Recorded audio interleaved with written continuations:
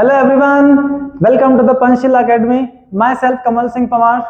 और आज के लेक्चर में हम लोग डिस्कस करने जा रहे हैं क्लास 11th फिजिक्स पर बेस्ड यूनिट्स एंड मेजरमेंट, जो कि क्लास 11th का फर्स्ट चैप्टर है, जिसमें हम लोग मेजरमेंट की हमको नीड क्यों है, क्यों हम लोग मेजरमेंट करते हैं और मेजरमेंट करने के लिए हम लोगों को क्या क्या नीड्स है, किन बेसिक क्वांटिटीज की हम लोगों को जरूरत पड़ेगी और उनके लिए हमें किस तरह से यूनिट की डिस्कशन करनी है। तो आज के लेक्चर में हम शुरुआत कर रहे हैं उसी पर बेस्ड। हमारा सिंपल सा सबसे स्टार्टिंग लेक्चर है ये, जिसके अंदर हम लोगों को कंप्लीटली मेजरमेंट किस तरह से किया जाता है और हमको क्या क्या उसके अंदर बेसिक नीड्स है, तो ऐसे बेसिक नीड्स के ऊपर ही हम लोग डिस्कस करने जा रहे हैं। तो शुरुआत करते हैं आज के लेक्चर में।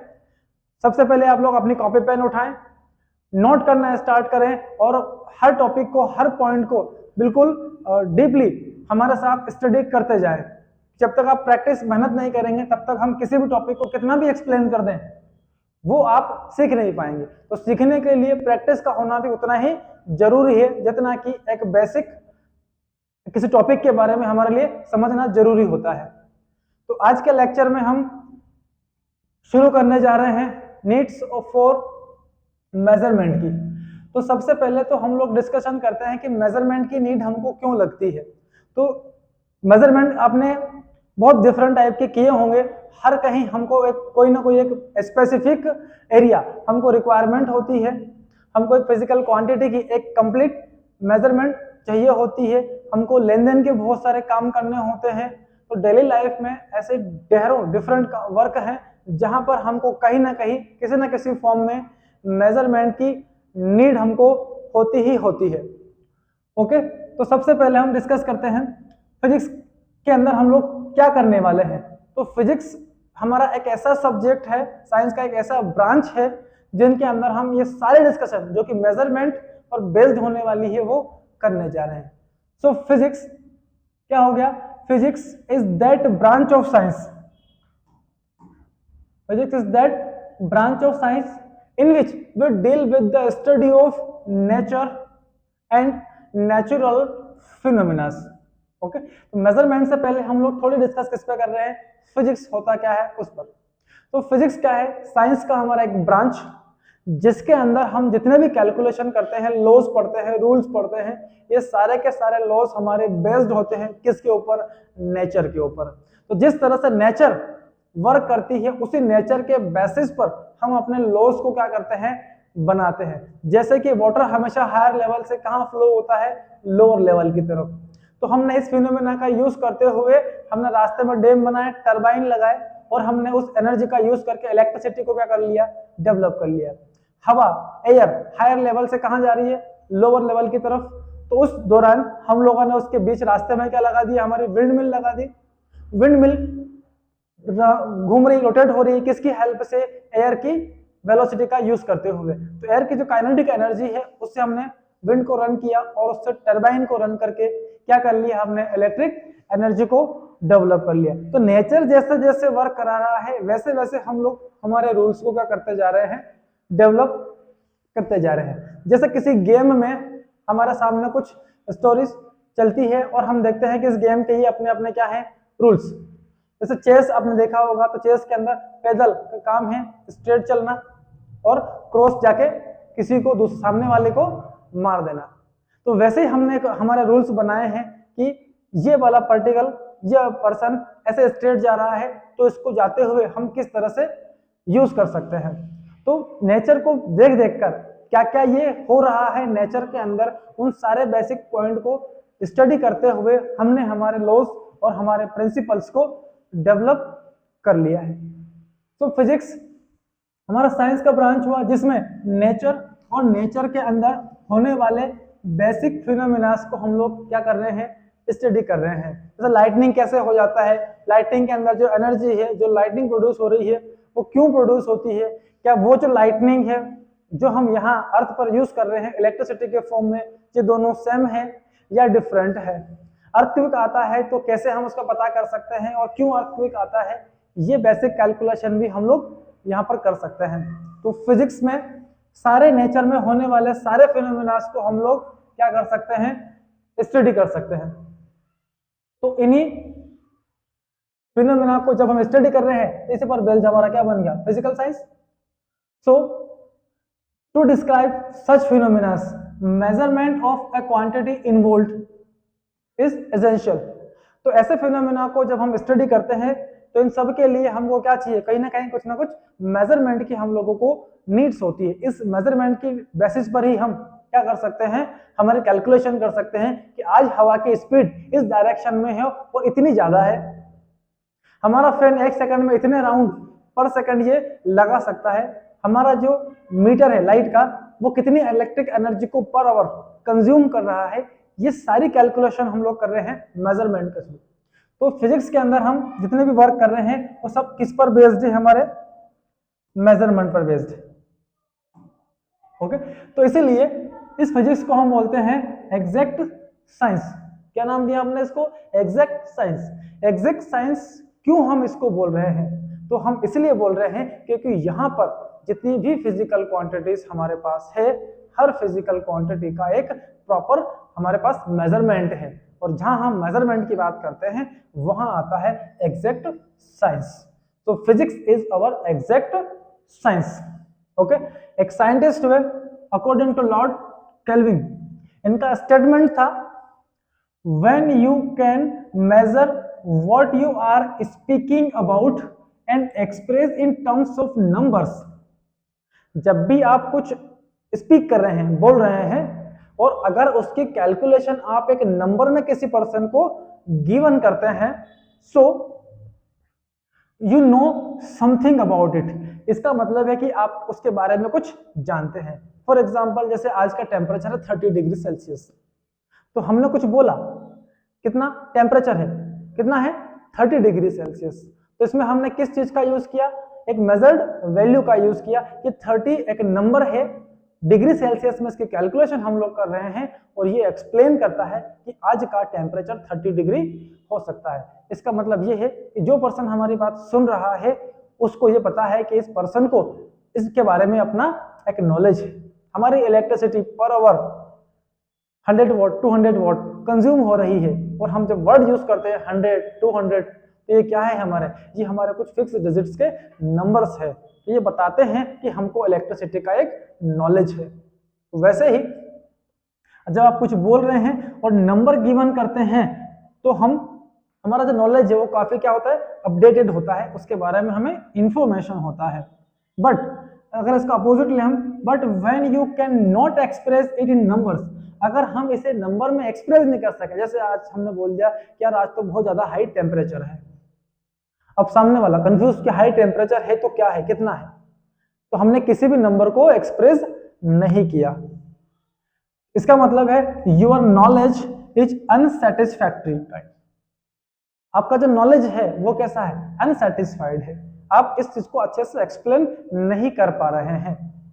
लाइट कितना हम कंज्यूम कर रहे हैं, एयर का स्पीड कितना है, ये हमको सही से इसकी नॉलेज नहीं है, इसलिए हम इसको क्या नहीं बता पा रहे हैं, एक कंप्लीट नंबर्स के फॉर्म में एक्सप्रेस नहीं कर पा रहे हैं।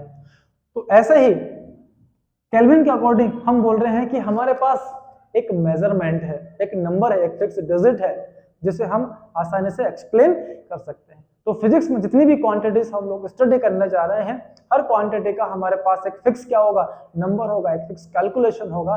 ओके, और उसकी प्रॉपर नॉलेज हम लोगों को गेन इस सिलेबस के अंदर करनी है कि किस तरह से हम इन डिफरेंट फिजिकल क्वांटिटीज का क्या कर सकते हैं, मेजरमेंट कर सकते हैं। चलिए, जैसे कुछ एग्जांपल्स मैंने यहाँ पर लिखे हुए हैं।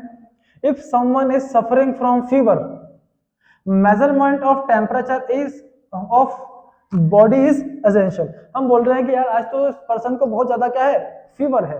अब बहुत ज्यादा है मतलब कितना फीवर है, तो हमको इसे शो करने के लिए एक नंबर की जरूरत पड़ेगी। हमने बोला कि इसको 100 डिग्री सेल्सियस का 100 डिग्री फ़ारेनहाइट का क्या है, फीवर है, मीन्स हाई फीवर है। तो हमने इस नंबर का इसके अंदर यूज किया ही नहीं।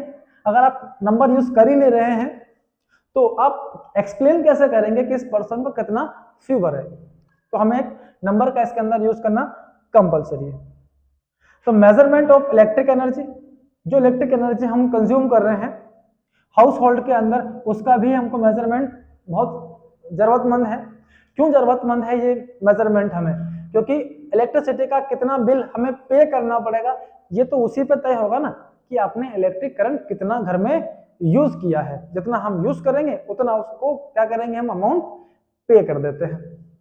ठीक है, तो ये बात थी हमारे मेजरमेंट की।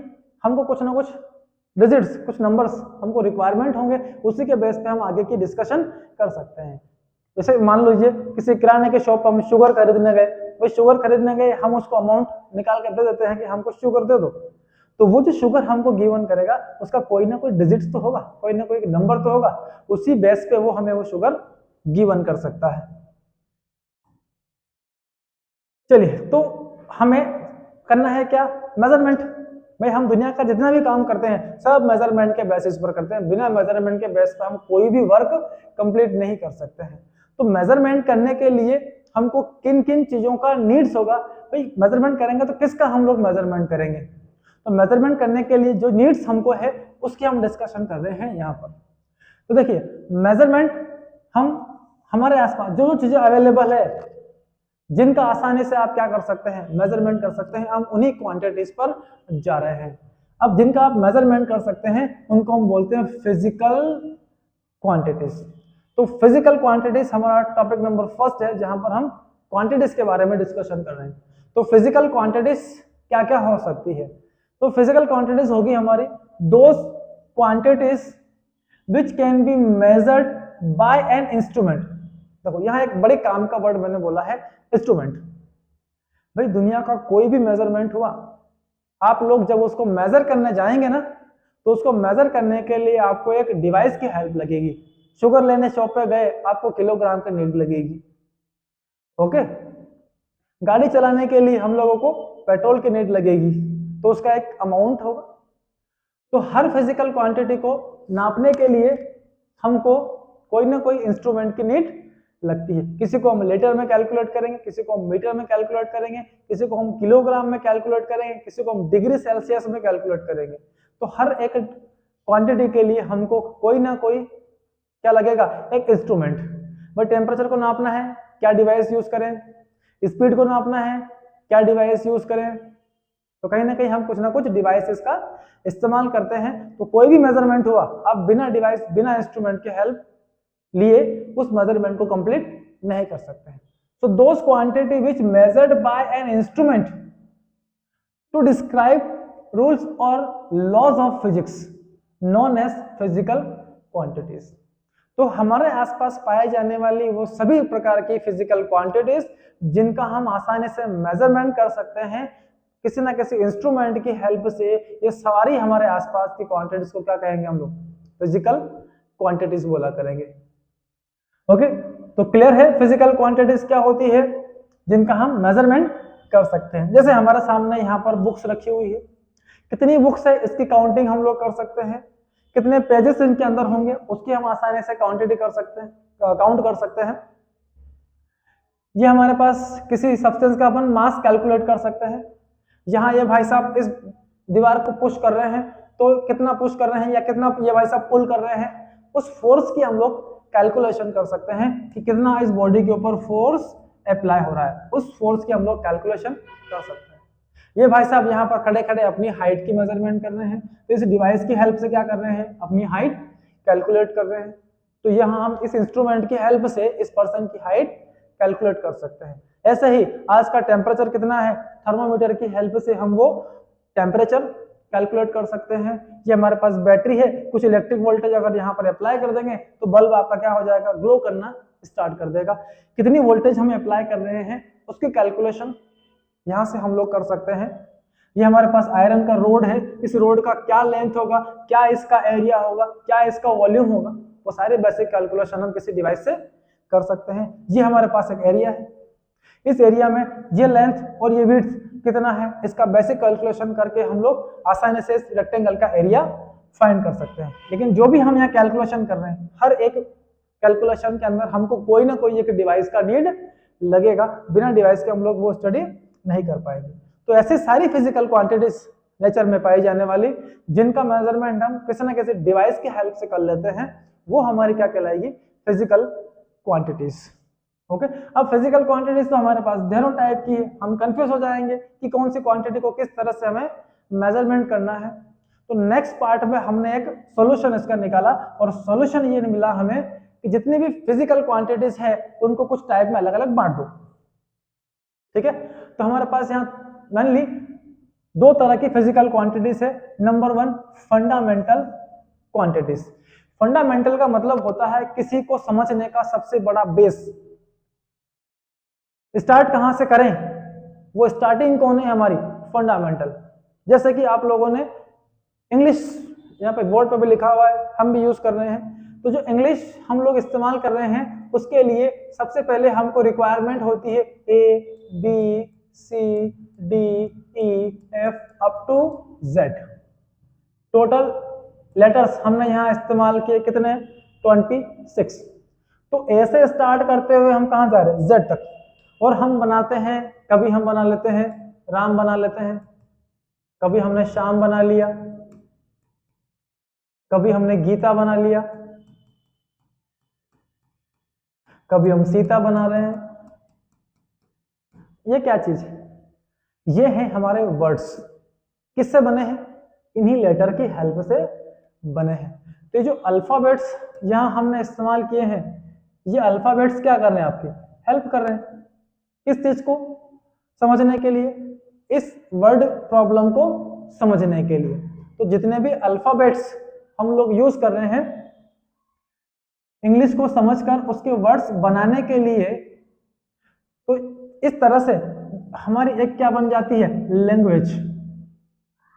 और उस लैंग्वेज को सीखने समझने के लिए आपको सबसे बड़ा बेसिक नॉलेज होना चाहिए इन अल्फाबेट्स के फॉर्म में। अब इनका कोई भी प्रूफ है क्या आपके पास, कोई भी प्रूफ नहीं है, ना ए का प्रूफ है, ना बी का प्रूफ है, ना कैसे बनाए। बस हमने बना लिए, 26 लेटर ले लिए और हमने एक बड़ी सी लैंग्वेज को डेवलप कर दिया। तो इस तरह से इस लैंग्वेज के अल्फाबेट्स क्या हो गए आपके, A B C D up to Z। तो किसी लैंग्वेज को सीखने के लिए क्या नीड है हमको, उसके अल्फाबेट्स की नीड है। तो वैसे ही हम क्या सीखने जा रहे हैं, फिजिक्स के बारे में सीखने जा रहे हैं। तो फिजिक्स को सीखने के लिए फिजिक्स की भाषा आप लोगों को पढ़नी होगी, और फिजिक्स की भाषा को पढ़ने के लिए आपको किस पर जाना होगा, फिजिक्स के अल्फाबेट्स पे जाना होगा। तो अल्फाबेट्स हमारे वो कैरेक्टर्स हैं जिनकी हेल्प से अपन आज पूरे फिजिक्स को सीखने के लिए जा रहे हैं। तो वन बाय वन हमारे लेक्चर्स में आप बने रहें, आपको हम पूरे फिजिक्स के बारे में एक बेहतर नॉलेज प्रोवाइड करेंगे। तो वैसे ही फिर हम डिफाइन कर रहे हैं फंडामेंटल क्वांटिटी को। फंडामेंटल मतलब फिजिक्स के अल्फाबेट्स क्या होंगे, these are those quantities which independent to other. मैंने बोला alphabet A B C D को किसी से कोई मतलब नहीं है, सब एक दूसरे से कैसे हैं, ये इंडिपेंडेंट है। तो वैसे ही हमारी फिजिकल क्वांटिटीज भी एक दूसरे से कैसी होगी, ये इंडिपेंडेंट होगी टू अदर फिजिकल क्वांटिटीज। कोई दूसरी फिजिकल क्वांटिटी है उससे पहली वाली को कोई भी लेना देना नहीं है। जैसे A को कोई लेना देना नहीं है B से, B को कोई लेना देना नहीं है किससे, C से। वैसे ही हमारे फिजिकल जितनी भी क्वांटिटीज है उनको एक से दूसरे, एक का दूसरे से कोई भी रिलेशन, कोई भी मतलब नहीं है। ओके, तो ऐसी क्वांटिटीज हमारी क्या हो गई, fundamental quantities. Okay, and these are the fundamental alphabets of physics. Physics को सीखने के लिए इन फंडामेंटल अल्फाबेट्स पे आप लोगों को जाना पड़ेगा। और ये जो फंडामेंटल क्वांटिटीज हमारे पास है फिजिक्स के अल्फाबेट्स, ये हमारे पास 7 टाइप के होते हैं। पहला हमारे पास होता है लेंथ, फिर हमारे पास है मास, फिर टाइम है, फिर टेम्परेचर है, इलेक्ट्रिक करंट है, देन क्वांटिटी ऑफ सब्सटेंस है हमारे पास ल्यूमिनस इंटेंसिटी है, हमारे पास 2 सप्लीमेंट्री क्वांटिटी भी यहाँ पर अवेलेबल है।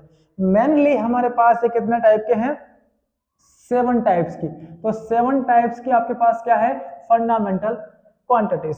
लेकिन इन 7 टाइप की क्वांटिटी का यूज करके हम सारी फिजिकल क्वांटिटीज को समझ सकते हैं सिवाय 2 के, एंगल और सॉलिड एंगल के।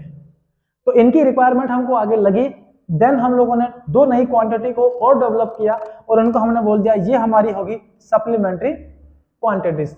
तो पहला हमारा है प्लेन एंगल और दूसरा हमारे पास क्या है, सॉलिड एंगल। इनकी हेल्प से हम लोग एंगल की कैलकुलेशन करते हैं। यहाँ पर आपको 7 अलग अलग टाइप की फिजिकल क्वांटिटीज है। लेंथ एक अलग फिजिकल क्वांटिटी है, मास अलग है, टाइम अलग है, टेम्परेचर अलग है, इलेक्ट्रिक करंट अलग है, और बाकी ये सारी क्वांटिटीज भी क्या है, बिल्कुल सेपरेटेड है। लेंथ को मास से कोई रिलेशन नहीं है, मास का टाइम से कोई रिलेशन नहीं है और टाइम का टेम्परेचर से कोई भी रिलेशन नहीं है। इट मींस ये सेल्फ है, इंडिपेंडेंट है, किसी का किसी से कोई लेना देना यहाँ पर नहीं है।